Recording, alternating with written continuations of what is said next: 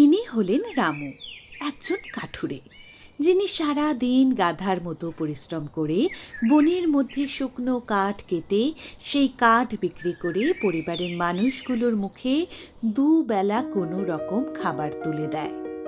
ইনি হলেন স্ত্রী সাবিত্রী, আর ইনি হলেন মেয়ে মালতী।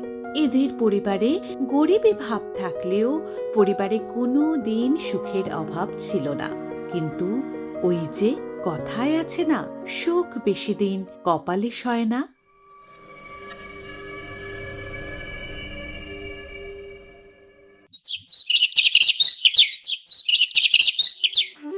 এই যে, আমি এইখানে খাবারের ব্যাগটি রেখে দিলাম। তুমি মনে করে খাবারের ব্যাগটি নিয়ে নিও। না খেয়ে খেয়ে দিনকে দিন নিজের শরীরের অবস্থা কেমন করেছো দেখেছো? আচ্ছা আচ্ছা, ঠিক আছে বাবা। আমি তো বললাম আমি সময় বুঝে ঠিকই খাবার খেয়ে নেব। তোমাকে আর ওইসব নিয়ে দুশ্চিন্তা করতে হবে না। শুধু খাবার খেয়ে নেব বললে হবে না। আমি ব্যাগের মধ্যে জল দেওয়া ভিজে ভাত এবং আলু মাখা ভরে দিয়েছি, তুমি মনে করে খেয়ে নেবে। আমি তো বললাম তোমায় আমি ঠিক খাবার খেয়ে নেব। আমাকে নিয়ে এত বেশি চিন্তা করো না তো। আমি বলছি যে তুমি সাবধানে বনের মধ্যে যেও আর এসো, কেমন? কেননা দিনকে দিন বনের মধ্যে বাঘের উৎপাত যেন বেড়েই চলেছে। সে তো তুমি ঠিকই বলেছ, কিন্তু কি করব বলো তো? আজ কাঠ কাটতে না গেলে তোমাদের মুখে দুমুঠো খাবার তুলে দিতে পারবো না। বাবা, আমি না হয় পাশের জঙ্গল থেকে কিছু শুকনো গাছের ডাল কুড়িয়ে আনবো, কিন্তু তুমি আজ খুব শিগগিরই বাড়ি ফিরে আসবে, কেমন? কেননা দিনকে দিন তোমার শরীরটা আমার ভালো ঠেকছে না। আচ্ছা মা, আচ্ছা ঠিক আছে। আজকে আমি খুব শিগগিরই বাড়ি ফিরে আসবো, কেমন? এখন আমি আসি রে মা।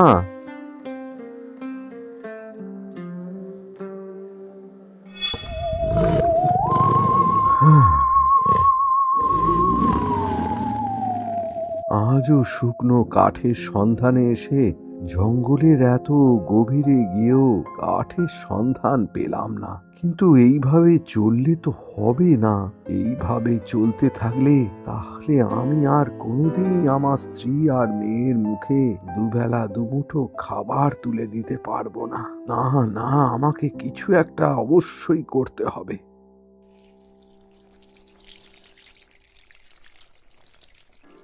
কি গো, কি হলো? তুমি অমন মনমরা হয়ে বসে আছো কেন? তোমার শরীর ঠিক আছে তো? তা নয় কো গিন্নি, তা নয়, কিন্তু আমি তোমাকে কিভাবে অমন কথা বলি বলো দেখি। কেন, কি হয়েছে? আর তাছাড়া কোনো দুঃসংবাদ বুঝি? গিন্নি, কয়েকদিনের মতো আজও বনের মধ্যে ভালো দামি কাঠ এলাম না। তাই কাঠ বিক্রি করে বেশি পয়সাও পাইনি। পয়সা পাওনি তো তাতে কি হয়েছে? ভগবানের ওপর বিশ্বাস রাখো, উনি কোনো না কোনো ভাবে পথ নিশ্চয়ই দেখাবেন। তুমি দেখো, আমি তোমায় বলছি। সে না হয় ঠিক আছে গিন্নি, কিন্তু এমন ভাবে চলতে থাকলে তোমাদের মুখে দুমুঠো অন্ন কিভাবে তুলে দেব, এখন সেটাই আমার সবচেয়ে বড় চিন্তা। তোমায় এখন থেকে আর ওসব নিয়ে ভাবতেই হবে না, কেমন? কেননা আমি এক বাড়িতে কাজের সন্ধান পেয়েছি, আর তাছাড়া মাসের শেষে আমায় বেশ ভালো অঙ্কের অর্থও দেবে বলেছে। আমি বেঁচে থাকতে তুমি পরের বাড়িতে কাজ করতে যাবে? না না, আমি তা কোনোভাবেই মেনে নিতে পারবো না। কিন্তু তাহলে? না গিন্নি, কোনো কিন্তু নয়, কোনো কিন্তু নয়।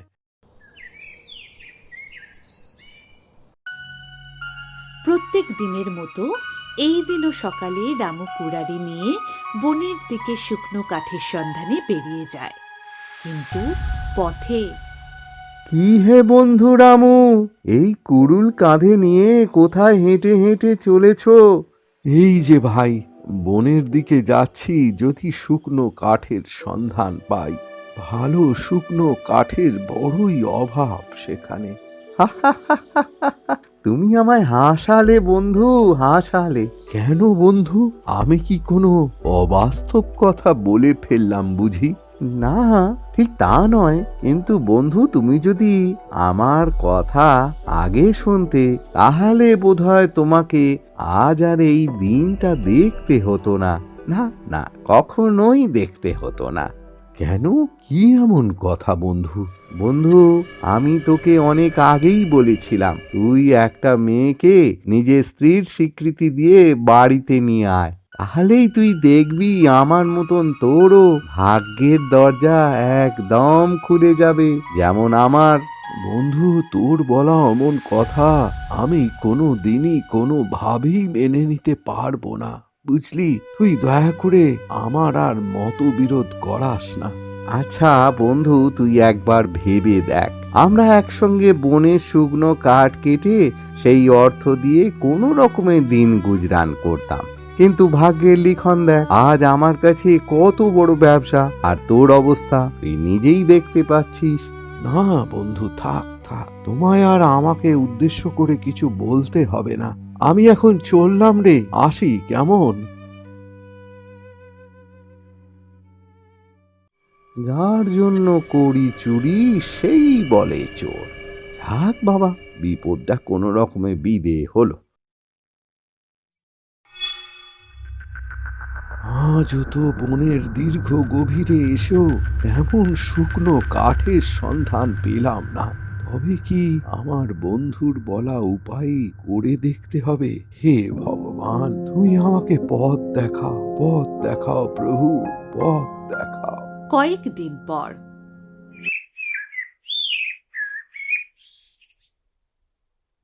সাবিত্রী, এই হলো মণিমালা।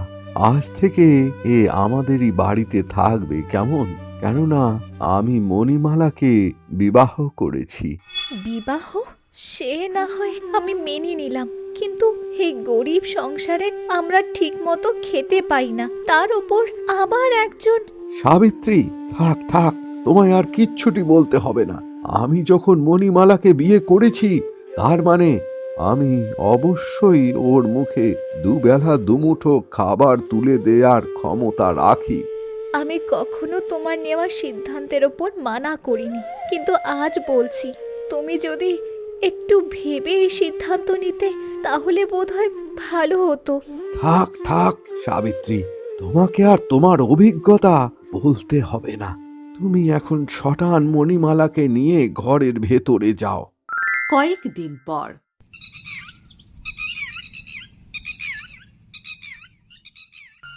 প্রতিদিনের মতো এদিনও রামু সকালে বেরিয়ে যায় বনের দিকে শুকনো কাঠের সন্ধানে। ঠিক তখনই এই যে মা এবং মেয়ে, আজ থেকে তোমাদের এই বাড়িতে থাকতে হলে আর ঘুরে খাওয়া চলবে না, কেমন? ঘুরে খাওয়া চলবে না মানে? তুমি কি বলতে চাইছো? মানেটা একদম জলের মতো পরিষ্কার। কাল থেকে মা যাবে লোকের বাড়ি বাড়ি ঝিগিরির কাজ করতে, আর তাছাড়া মেয়ে করবে বাড়ির সমস্ত কাজ এবং আমার শারীরিক সেবা। তোমার শারীরিক সেবা তো আমি কখনোই করব না, আর তাছাড়া প্রয়োজনে তুমিই যাও। আমার মা কখনোই অপরের বাড়ি বাড়ি আপাতত চাকরানির কাজ করতে যাবে না, কেমন? তুই কি বললি? তোর যত বড় মুখ নয় তত বড় কথা। আমি খুব শিগগিরই তোদের ব্যবস্থা করছি। তুমি আমার মেয়ের বলা কথায় কিছু মনে করো না, তোমার পায়ে ধরি আমি। অপরের বাড়িতে কাজ করব জানলে উনি মনে প্রচন্ড ব্যথা পাবেন, তা আমি সহ্য করতে পারবো না। তুই কি বললি? উনি মনে প্রচন্ড ব্যথা পাবেন? হাহ, স্বামীর প্রতি যত আদিক্ষেতা! তোর ওই আদিক্ষেতা দেখে আমি আর বাঁচি না। তোরা ভিখিরিরা শিগগির আমার চোখের সামনে থেকে সরে যা তো দেখি।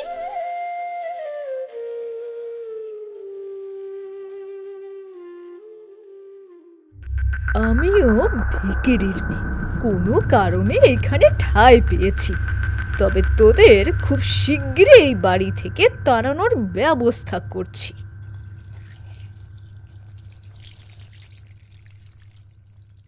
কি হে মণিমালা, তুমি অমন নীরব হয়ে শুয়ে আছো কেন? কোনো শারীরিক অসুস্থতা বুঝি? তোমারে আমি কেমনে বলি, তুমি কখনোই আমার কথা বিশ্বাস করবে না, কিন্তু তবুও বলছি। বড় দিদি ভাই এবং আমার প্রিয় ছোট্ট বোনটি মিলে আমার হাতে গরম খুন্তির তাপ দিয়েছে। কি বলছো কি তুমি? তুমি বিশ্বাস করো, আমি কখনো আশা করিনি যাকে আমি আমার বড় দিদি বলে সম্মান করি, উনি আমার সাথে এমন দুস্থ খারাপ আচরণ করবে? সাবিত্রী, সাবিত্রী, হ্যাঁ, এই তো আমি। তুমি কি আমায় কিছু বলবে? তুমি শিগগিরই একবার এদিকে এসো দেখি।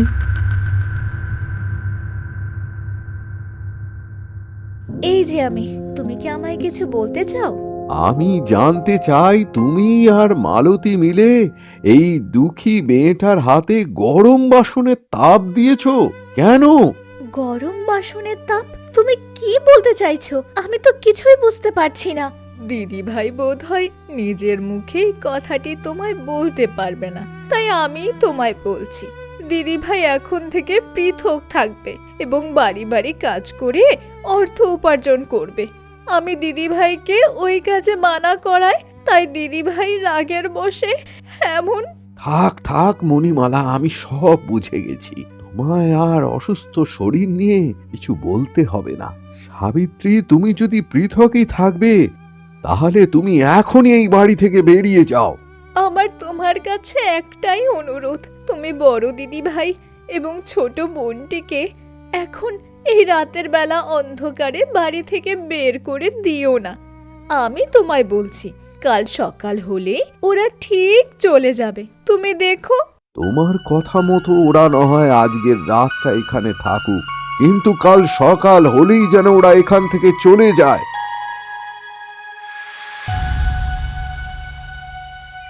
রামুর বলা কথা মতো মণিমালা সকাল হতেই সাবিত্রী এবং মিতালিকে বাড়ি থেকে বের করে দেয়। যাক, বহুদিন পর ভগবান আমার দিকে মুখ তুলে চেয়েছেন। হে বাবা মহেশ্বর, তুমি একটু দেখো বাবা গো, দেখো অবাগা মা এবং মেয়েটা যেন পরের বাড়িতে চাকরানির কাজ করে করে অন্তত দুমুঠো খাবার খেতে পারে।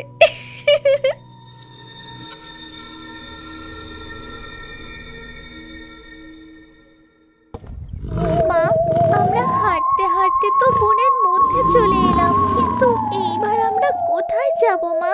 তা আমি জানি না রে মা, জানি না। বিধাতা আমাদের কপালে যা লিখে রেখেছে তাই হবে। সত্যি কি আমাদের কপাল এতটাই খারাপ যে আমাদের ভাগ্যে কখনোই সুখ নেই?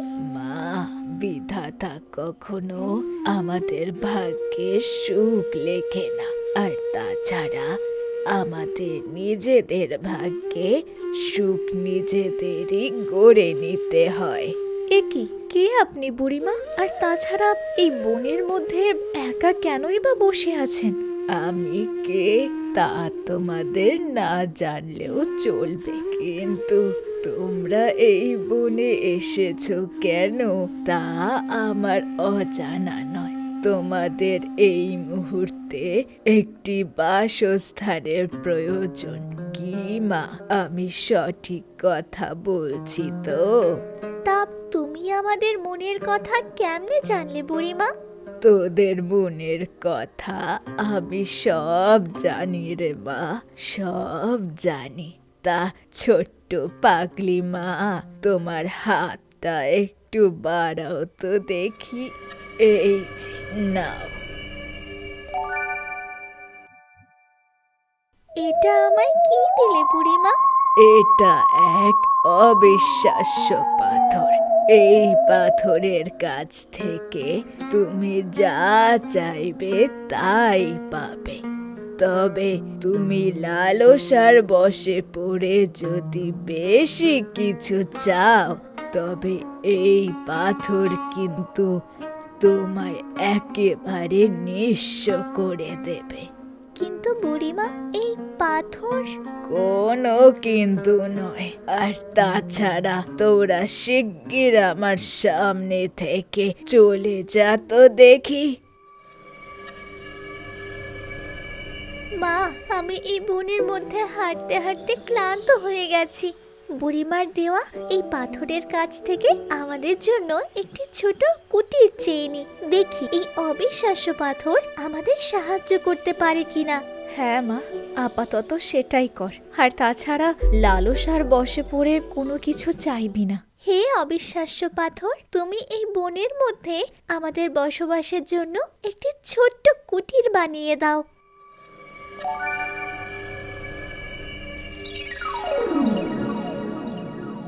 মা, তুমি দেখেছো বুড়িমার বলা কথা মতো অবিশ্বাস্য পাথর সত্যি আমাদের জন্য একটি ছোট্ট কুটির বানিয়ে দিয়েছে। হ্যাঁ রে মা, তাই তো। এরপর থেকে সাবিত্রী এবং মালতী ওই বনের মধ্যে ছোট্ট কুটিরে আনন্দে বসবাস করতে থাকে।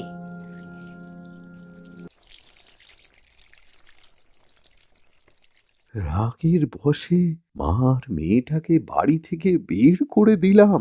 এখন ওরা কোথায় যাবে, কোথায় থাকবে? দীর্ঘ কয়েকদিন পর একদিন হঠাৎ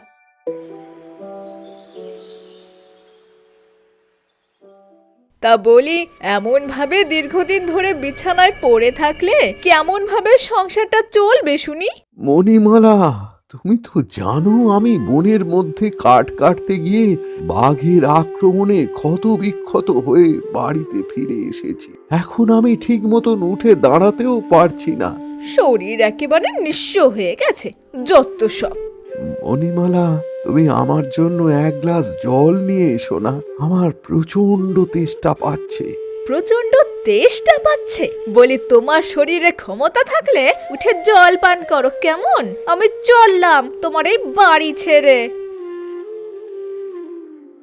আমি সন্দেহই করেছিলাম যে আমার কপালে খুব শিগগিরই এইরকম কোনো এক দুর্দিন আসবে, কেননা আমি রাগের বশে অপরাধ না করা সত্ত্বেও মা আর ছোট্ট মেয়েটাকে বাড়ি থেকে তাড়িয়ে দিয়েছি। মা, দীর্ঘদিন হয়ে গেল বাবার সঙ্গে সাক্ষাৎ নেই। একবার অবিশ্বাস্য পাথরের কাছে চেয়ে দেখি বাবাকে আমাদের সামনে দেখাতে পারে কিনা। হ্যাঁ মা, তুই একবার বলেই দেখ। কেন জানি না আমার মনে হয় উনি নিশ্চয়ই কোনো বড় বিপদের মধ্যে আছেন। হে অবিশ্বাস্য পাথর, তুমি এখনই আমাদের চোখের সামনে আমার জন্মদাত্রী বাবাকে দেখাও। জল, জল, এক গ্লাস জল, কেউ আমাকে একটু জল দাও গো। এ কি, উনি এমন করছেন কেন? মা মালতী, আমাদের শিগগিরই ওখানে পৌঁছাতে হবে। মা, তুই কিছু একটা কর। ঠিক আছে মা, আমি এক্ষুনি কিছু একটা করছি। হে অবিশ্বাস্য পাথর, তুমি এক্ষুনি আমাদেরকে আমার বাবার কাছে নিয়ে চলো।